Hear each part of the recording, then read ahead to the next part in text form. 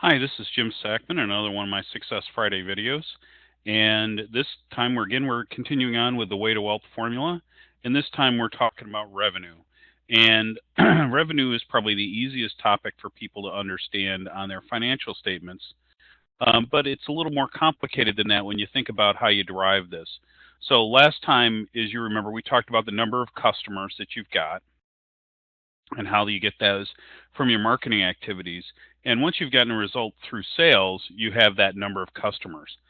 The second variable in trying to understand your revenue is your average sales size. So in this case, if you look at this formula, it's pretty simple. It's just laid out in a way to provide very easy numbers. A lot of people like to discuss their average sales size in a way that says, "Oh, I can't figure it out. It's too variable." It's not hard at all. All you need to know is divide the number of transactions by your total revenue, and that'll give you your average sales size. It's pretty straightforward. The reason you do that is you have to understand an idea. You have to have an idea of how much money you're going to make off any individual transaction. So that will tell you a lot when you build your company about how much you can spend to generate a transaction.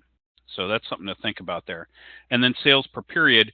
A lot of people do one sale. So let's say you're buying a car, that's one sale in any given period to any person in a very likely way. But other businesses can sell more in a weekly, monthly, or annual basis. And each of these numbers is variable. So if you up the number of customers, of course you up your revenue. If you find a way to sell more premium products, your average sales size will go up. Or if you find a way to bundle products, your average sales size will go up, and therefore you'll have more revenue. And finally, if you can increase your number of sales, people say, "Well, I can't really do that." Well, maybe you can. Are there ongoing service opportunities on your product that you can sell to up your sales per period? So let's say you sell an HVAC system, and on top of it you sell them a warranty service. That warranty service, of course, comes in as revenue over time and ups the number of transactions per sale. But there's something else you need to think about as you go through this, and that none of this stuff is static. And one of the ways it's not static is that there's a life cycle associated with businesses and products, and it's based on something called the Sigmoid Curve. And don't worry where that name came from. Just realize that it's a curve that starts at the beginning where you're learning, early days. And in fact, sometimes in the very early stages, you'll stumble on some wins, so what I would call bluebirds or accidental wins, and you'll do very well, and then you don't find a way to replicate that. So in fact, revenue decreases. And then once you've sort of figured out a formula, a product and a company go through a growth phase, and you learn how to market and your business to your audience in a very effective way. The problem is, of course, that has a natural peak, and then it goes into a decline over time. So virtually every product goes through this, and as does every company. And small companies in particular tend to be single product focused. So, hey, people will say, well, hey, I offer a service and it doesn't follow this. Well, your services likely change over time, and that's the whole point of some of the add-ons here. And I'm going to walk through each of these, which I'm going to explain. The honeymoon trap is sort of what I talked about, which is how you get caught up in early success and potentially do some things that are not replicatable. The 3 feet from gold trap is, hey, it's not working out, I better go do something completely else. And you never get to success. So there is some stick-to-itiveness that's required.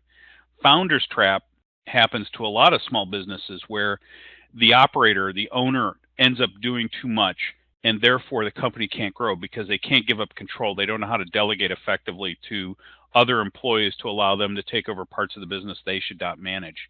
The Midas trap happens to very successful businesses where they get caught up with something that works very well, and therefore they're not able to change when they end up in this decline phase in denial trap where, Kodak is a classic example of this. Their Midas, their gold all came from film, and, photography has only increased, But Kodak's in trouble because they've been in denial. So instead of reinventing themselves, which is what the opportunity phase is about, they've stayed with an older business and showed up in it too late. So they've been in an ongoing decline.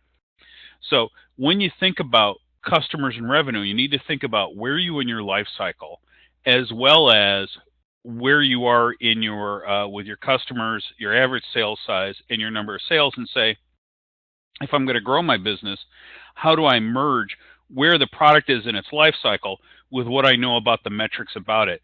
Do I need to introduce new products? Do I need to find a way to augment? Can I just execute on what I am because I'm still in growth phase?